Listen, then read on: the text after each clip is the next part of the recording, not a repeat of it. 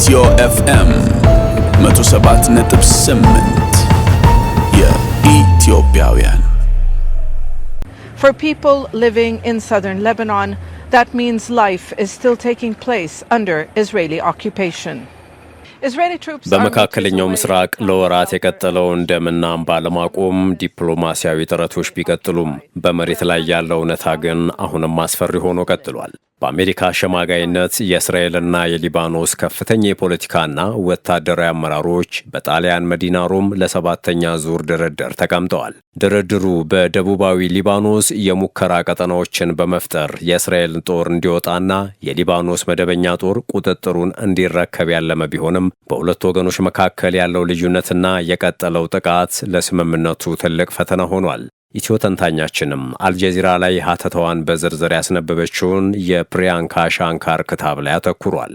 በአሜሪካ አሸማጋይነት በጣሊያን መዲና ሮም የተጀመረው ሰባተኛው ዙር ድርድሩ ዓላማው በደቡባዊ ሊባኖስ አዳዲስ የሙከራ ቀጠናዎችን ወይንም እነርሱ ፓይለት ዞንስ የሚሉትን በማቋቋም የእስራኤል ኃይሎች ከነዚህ አካባቢዎች እንዲወጡና የሊባኖስ ጦር ቁጥጥሩን እንዲረከብ ለማድረግ ነው። Lebanese and Israeli negotiators are here inside the US embassy in Rome for the 7th round of negotiations on a ceasefire agreement for Lebanon. ለሶስት ቀናት በሮም የሚከናወነው የእስራኤል ሊባኖስ ዲፕሎማሲያዊ ድርድር እየተካሄደ ያለው የእስራኤል ኃይሎች በሰኔ ወር መጀመሪያ ላይ በሁኔታዎች ላይ የተመሰረተ የተኩስ አቁም ስምምነት ቢያደርጉም በደቡባዊ ሊባኖስ ላይ ጥቃታቸውን በቀጠሉበት ወቅት ነው።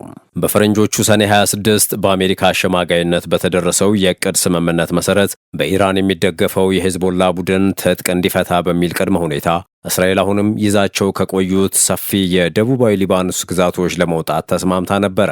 ይሁን እንጂ ይህ እስካሁን ተግባራዊ አልሆነም። በሮም በሚካሄደው ሰባተኛው ዙር ድርድር ላይ የሁለቱም ወገኖች ከፍተኛ የፖለቲካና ወታደራዊ ባለስልጣናት ይሳተፋሉ። አንድ የሊባኖስ ባለስልጣን ሰኞ ዕለት ለቱርክ አናዶሉ የዜና ወኪል እንደገለጹት የሊባኖስ የፖለቲካ ልዑካን ቡድን የቀድሞውን የአሜሪካ አምባሳደር ሲሞን ካራምንና የአሁኑን አምባሳደር ናዳም ዋድን ያካተተ ነው። የወታደራዊ ልዑኩ ደግሞ ብርጋዴር ጀነራል ጆርጅ ሪዝካላህ ይመሩታል።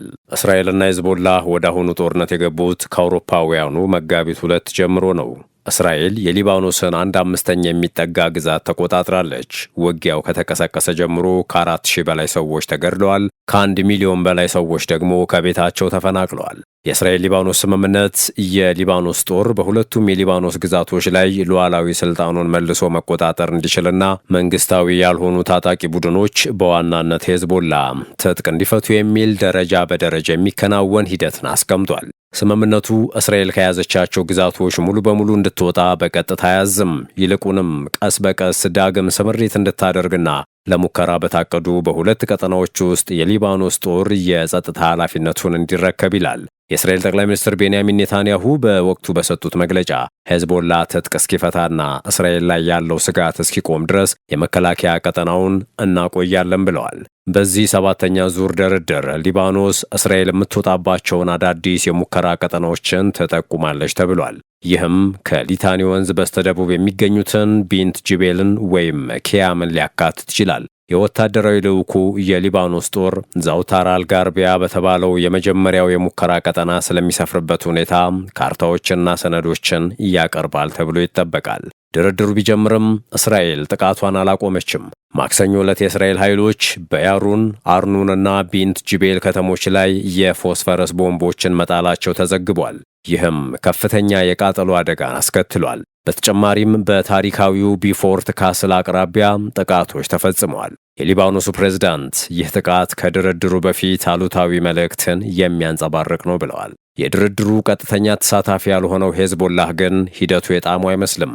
የሂዝቦላ ዋና ጸሐፊ ናይም ቃሴም ድርድሩ ለሊባኖስ ውርደትና ተስፋ መቁረጥ እንጂ ምንም አያመጣም ብለዋል።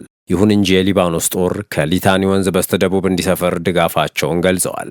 ቃሴም አክለውም ጠላት ያለው ብቸኛ አማራጭ መውጣት ነው፣ ይወጣልም ብለዋል። የአሜሪካው አምባሳደር ሚሼል ኢሳ ሂደቱ አበረታች መሆኑን ገልጸው ሁለቱ ወገኖች ግልጽ በሆነ ሂደት ላይ መስማማት እንዳለባቸው አሳስበዋል። ይሁን እንጂ የኢንተርናሽናል ክራይሲስ ግሩፕ ባልደረባ የሆኑት ሃይኮ ዊመን ዋሽንግተን ሂደቱን ወደ ሙሉ የሰላም ስምምነት ለማስፋት ስትፈልግ፣ እስራኤል ግን የተስማማችባቸውን ነጥቦች ተግባራዊ ለማድረግ እያዘገየች ነው ሲሉ ወቅሰዋል። ሄዝቦላም በማንኛውም ሰዓት ሂደቱን ሊያደናቅፍ እንደሚችል ስጋታቸውን ገልጸዋል። The Israeli military has said that it has killed several Hezbollah fighters in southern Lebanon and that an Israeli soldier was injured there despite a ceasefire being in place.